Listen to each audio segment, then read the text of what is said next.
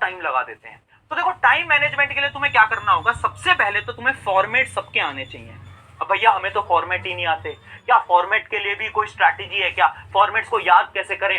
अरे सुनो, तुम्हारे लिए एक चीट शीट बना रखी है, इसके अंदर लेटर, एनालिटिकल पैराग्राफ के जो इंपॉर्टेंट फॉर्मेट्स है ना वो बना रखे, उसके साथ साथ किस वर्ड से तुम्हें कौन सा लेटर स्टार्ट करना है वो तक बता रखा है। इंट्रोडक्शन जो लाइंस होती है ना, जो बहुत इंपॉर्टेंट होती हैं, वो भी बता रखी है। उसकी भी मैं एक बार पीडीएफ आपको यहाँ पर दिखा देता हूँ। जैसे कि अगर आप देखोगे यह है टाइप ऑफ फॉर्मल लेटर। देखो फॉर्मल लेटर के कितने टाइप होते हैं, और यहाँ पर मैंने कुछ खास लाइन लिखी है कि अगर लेटर टू एडिटर है तो आपको स्टार्ट कैसे करना है, अगर कोई और लेटर है तो आपको स्टार्ट कैसे करना है, पैराग्राफ 1 में क्या करना है, पैराग्राफ 2 में क्या करना है, ऐसा सब कुछ लिखा है। कंप्लेंट लेटर है तो उसमें क्या करना है, सारे टाइप के लेटर्स में हमने करा है। उसके बाद आपको कुछ लेटर्स मैंने प्रैक्टिस करने के लिए भी दिए। सिमिलरली अगर आप एनालिटिकल पैराग्राफ्स में आओगे तो एनालिटिकल पैराग्राफ्स के भी हमने क्या करा है, यहाँ पर इंट्रोडक्शन आपको बताया कैसे लिखना है, कुछ खास लाइंस जो कि आप यूज कर सकते हो डिफरेंट डिफरेंट टाइप के एनालिटिकल पैराग्राफ में, और उसके बाद कुछ इंपॉर्टेंट क्वेश्चंस भी दिए हैं। और ये जो क्वेश्चंस है प्लीज इनको प्रैक्टिस करके जाना। मैं ये नहीं बोल रहा हूं एकदम सेम आ जाएगा, बट मिलता जुलता आ सकता है पेपर के अंदर। प्रैक्टिस करोगे तो आपका भला रहेगा, और लिख लिख के प्रैक्टिस करना प्लीज, वेरी इंपॉर्टेंट। तो इससे क्या होगा, तुम्हारे राइटिंग सेक्शन का जो फॉर्मेट है, कैसे लिखना है, वो तुम्हारा सॉर्ट हो गया। अब तुम्हें उसमें कोई प्रॉब्लम नहीं।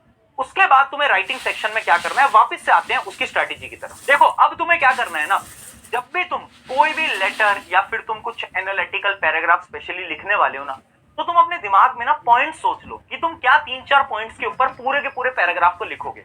और अगर तुम दिमाग के अंदर नहीं सोच सकते ना, तो पेपर का जो लास्ट पन्ना होता है उस पर रफ हेडिंग डालकर उसके ऊपर ना कुछ पॉइंट्स लिख लो, write points on the last page. उसमें कुछ पॉइंट्स लिख लो शॉर्ट में, जो कि तुम्हें पता है कि तुम्हें एनालिटिकल पैराग्राफ के अंदर पूरी चीजें लिखनी है। वो बहुत इंपॉर्टेंट है। उससे क्या होगा कि आपको बार बार सोचना नहीं पड़ेगा, और वो जो तुम काटते रहते हो ना बार बार कि आंसर को वापस से काटा फिर लिखा, उसमें आपकी वो वाली प्रॉब्लम नहीं आने वाली। ठीक है, अगली strategy, check for spelling mistakes. मैं फिर बोल रहा हूं, इंग्लिश के अंदर अगर तुमने स्पेलिंग मिस्टेक करी तो टीचर्स नंबर काट सकते हैं, बिल्कुल काट सकते हैं, सब नहीं काटते बट कट सकते हैं नंबर। तो इसलिए ना जब पेपर खत्म हो जाए, लास्ट का जो 10 मिनट है उसमें स्पेलिंग मिस्टेक एक बार चेक करना, सारी लाइनों को वापस पढ़ना। भैया वो टाइम कहां से निकालेंगे उसके बारे में हम बिल्कुल अभी बात करेंगे। दूसरी चीज, use easy language, very important यार। आपको क्या करना है ना, थोड़ा सा लैंग्वेज को इजी करो, है ना। अगर तुम एकदम खतरनाक इंग्लिश लिख के आते हो ना राइटिंग सेक्शन में, तो टीचर्स ना बड़े इरिटेट हो जाते हैं, फ्रस्ट्रेट हो जाते हैं। वो तुम्हें नहीं करना है। नॉर्मल इंग्लिश जो कि आप लिखते हो वैसी आपको लिख के आनी है, ज्यादा कुछ खतरनाक शब्दों का उपयोग करने से थोड़ा दूर रहे। ठीक है, इतना समझ आ गया। अगली चीज है रीडिंग सेक्शन। रीडिंग सेक्शन बहुत इंपॉर्टेंट। मैंने शुरू में बोला था नंबर कटेंगे, क्यों? क्योंकि तुमने प्रैक्टिस ही नहीं करी अभी तक। मुझे भी पता है, तुम्हें पता है, रीडिंग सेक्शन की प्रैक्टिस तुमने सबसे कम करी। अब तुम्हें अब जितना भी टाइम है उसमें प्रैक्टिस करनी पड़ेगी। कैसे प्रैक्टिस करोगे? Timer method. टाइमर मेथड क्या होता है? एक टाइमर लगाओ 15 मिनट का। एक रीडिंग सेक्शन जो कि एक पूरा आपका होता है 10 नंबर का क्वेश्चन, वो 15 से 20 मिनट के अंदर आपका पूरा खत्म होना चाहिए। मैं तो बोल रहा हूं 15 मिनट, बट अगर आपने ज्यादा प्रैक्टिस नहीं करी, अगर तुम 20 मिनट के टाइमर के अंदर भी एक क्वेश्चन सॉल्व कर रहे हो तो बहुत अच्छी चीज है। तो सैंपल पेपर उठाया, 20 मिनट का टाइमर लगाया और एक पूरे के पूरे क्वेश्चन को सॉल्व करा और फिर उसको चेक करो। ऐसे आप डेली करो, 2-3 क्वेश्चन, जितना भी टाइम बच रहा है ना भी एग्जाम में, डेली भी अगर कर लोगे तो भी काम चल जाएगा। ठीक है। और एक स्ट्रैटेजी मैं आपको बताना चाहता हूं, ये मेरी पर्सनल स्ट्रैटेजी है कि जब भी आप ये जो रीडिंग सेक्शन के क्वेश्चन को सॉल्व कर रहे हो ना, तो पहले ना पूरे के पूरे जो आपका पैराग्राफ है उसको रीड करो, फिर क्वेश्चंस की तरफ बढ़ो। बहुत सारे लोग बोलते हैं कि पहले ऐसे करते हैं कि पहले ना हम क्वेश्चंस को रीड करते हैं एंड देन हम जाकर वापस से पैराग्राफ को रीड करते हैं। अब ऐसा मेरा मानना है कि आज से 2-3 साल पहले स्ट्रैटेजी काम करती थी, क्योंकि उस समय पे जो रीडिंग सेक्शन आता था बड़ा इजी आता था, इजी लैंग्वेज में आता था। अब ना बहुत टफ लैंग्वेज में आता है, तो समझ में नहीं आएगा आपको। आपको एक बार थ्योरली रीड करना पड़ेगा, समझना पड़ेगा कि आखिर वो क्या रहा है इसमें, उसकी मीनिंग समझनी पड़ेगी। फिर उसके बाद आप क्वेश्चन पे पढ़ोगे तो नंबर आपके अच्छे जाएंगे। बट फिर भी आप जैसे इसको अटेम्प्ट करते आ रहे थे वो आप वैसे अटेम्प्ट करिए। ये मेरी पर्सनल स्ट्रैटेजी है, ये मैं आपको टिप देना चाहता था। ठीक है, इतना समझ आ गया। भैया ग्रामर पे आओ। ग्रामर की कोई स्ट्रैटेजी नहीं है, सबसे इजीएस्ट सेक्शन है, 10 नंबर का आता है, फ्री के नंबर होते हैं, एक नंबर नहीं कटना चाहिए तुम्हारा। कैसे करना है? ट्रिक वीडियोस देख लेना, मैग्नोलिया मैम आपको ट्रिक वीडियोस दिखाई देंगी, मैराथन्स में करवाई देंगी। बस उतना करके जाना, कुछ सवाल लगा लेना, मतलब 20-30-40 सवाल लगा लेना, काम खत्म। 10 नंबर आपके गारंटेड यहाँ पर आ जाएंगे, ज्यादा कोई मेहनत नहीं करनी। ठीक है, इसमें बहुत फ्री के नंबर होते हैं। नंबर प्लीज इसमें मत कटवा के आना, थोड़ी प्रैक्टिस ज्यादा कर लेना, बट नंबर इसमें सबके फुल आने चाहिए। ठीक है, इतना समझ में आ गया। चारों सेक्शन की हमें स्ट्रैटेजीज पता चल गई।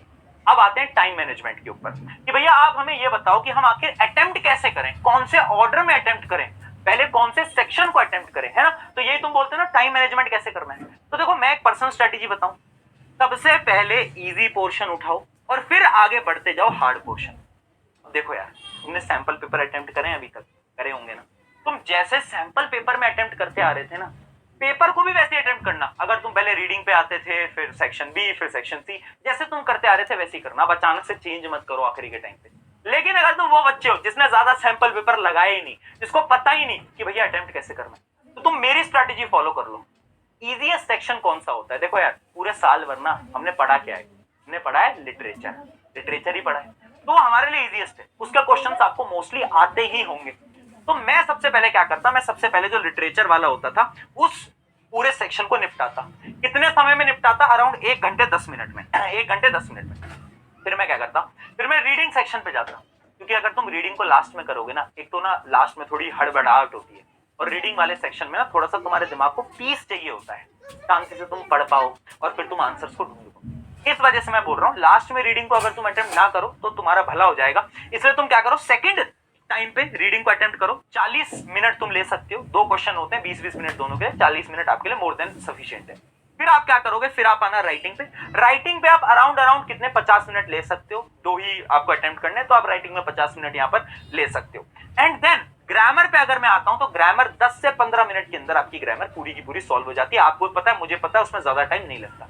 अगर आप सबको कैलकुलेट करोगे तो 3 घंटे में से फिर भी तुम्हारे 10 मिनट बच गए। तो 10 मिनट में भैया क्या करेंगे? अरे 10 मिनट में ना चीटिंग नहीं करनी, 10 मिनट में अपने पेपर को वापस से रीड करना है, एक एक लाइन पढ़नी है वापस से, और एक करना प्लीज, और इंपॉर्टेंट लाइंस पे अंडरलाइन कर देना लिटरेचर वाले सेक्शन में, जिससे कि अच्छी प्रेजेंटेशन हो जाए, राइट। तो ये रही आपकी टाइम मैनेजमेंट की पूरी स्ट्रैटेजी। आई होप इससे आपको क्या हुई होगी, मदद हुई होगी। अब मैं कुछ फाइनल टिप आपको बताने वाला हूं, लेकिन उससे पहले जो शुरू के 10-15 मिनट मिलते हैं ना, उस टाइम पे तुम्हें क्या करना है। देखो सबकी अलग अलग अप्रोच होती है। मैं क्या बोल रहा हूँ कि वो जो और वाले क्वेश्चन होते हैं ना, और वाले की ये वाला अटेम्प्ट करूँ ये वाला, उनको एक बार रीड कर लो और अपने क्वेश्चन को सेलेक्ट कर लो कि हाँ मुझे ये वाला अटेम्प्ट करना है, मुझे वो वाला अटेम्प्ट ही नहीं करना, ताकि जब आप उस क्वेश्चन पे आओ तो आपको पता हो कि आपको कौन सा अटेम्प्ट करना है। वो बहुत इंपॉर्टेंट है ना। बाकी कुछ बच्चे ये भी करते हैं कि जो बच्चे पहले रीडिंग सेक्शन को अटेम्प्ट करते हैं तो जो रीडिंग का पैराग्राफ होता है उसको वो पूरी तरीके से रीड कर लेते हैं। तो आपके ऊपर डिपेंड करता है, जैसे आप अटेम्प्ट कर रहे हो उस अकॉर्डिंग आप स्ट्रैटेजी को फॉलो कर सकते हो, ठीक है। अब इंपॉर्टेंट टिप्स ध्यान से सुनना। पहली चीज, रीड क्वेश्चन केयरफुली, सारे सवालों को ध्यान से पढ़ना। स्पेशली जो रीडिंग पोर्शन है उसमें ना थोड़ी सी टफ इंग्लिश होगी, डरना नहीं है, घबराना नहीं है। अभी बता रहा हूं, हाँ इंग्लिश टफ होगी लेकिन डरना नहीं है। अगर 1-2 बार रीड करोगे समझ आ जाएगा क्वेश्चन, बिल्कुल नहीं घबराओगे। दूसरी चीज, stick to the word limit, please word limit तक स्टिक रहा करो। लिटरेचर में अगर 100 या 120 वर्ड्स लिखे हैं ना, तो इसका मतलब होता है 1 पेज। अगर तुम 2-2, 3-3 पेज भर रहे हो ना भाई, तो फिर टीचर नहीं पढ़ने वाला उस आंसर को, समझ रहे हो ना बात को। दूसरी चीज, अंडरलाइन इंपॉर्टेंट फ्रेजेस, मैंने आपको बता चुका हूं, इंपॉर्टेंट जो लाइंस होती हैं उनको अंडरलाइन कर देंगे। Recheck word and spelling last में रीचेक करेंगे। And never leave any question last में अगर टाइम बच जाए, वैसे टाइम इंग्लिश के पेपर में उतना बचता नहीं है, बट अगर बच जाए तो प्लीज क्या करना है, अगर कोई क्वेश्चन आपका बच रहा है तो भी उसको अटेम्प्ट करो, जो समझ आ रहा है लिख कर आओ प्लीज। फॉर्मेट के भी नंबर होते हैं इंग्लिश के अंदर, तो कुछ भी छोड़ के नहीं आना है हमें, है ना। तो जाओ इंग्लिश का पेपर देकर आओ। और एक चीज याद रखना, इंग्लिश का पेपर जैसे ही तुम्हारा खत्म होता है, प्रशांत भैया ना तेरे साथ खड़े हैं। 21 तारीख शाम को, 22 तारीख शाम को, 23 तारीख शाम को, 24 तारीख शाम को और 25 फरवरी सुबह 4 बजे साइंस का गेम ओवर। मुझे बाकी चीजें बोलने की जरूरत नहीं है, आप अपने सीनियर से पूछ लेना, ठीक है। मुझे बाकी चीजें बोलने की जरूरत नहीं है, ठीक है। Trust me, trust on me, है ना। अभी भी ट्रस्ट रखो, लेकिन साइंस के पेपर में ट्रस्ट ऑन प्रशांत भैया, सिंपल, इससे ऊपर मैं कुछ नहीं बोलूंगा।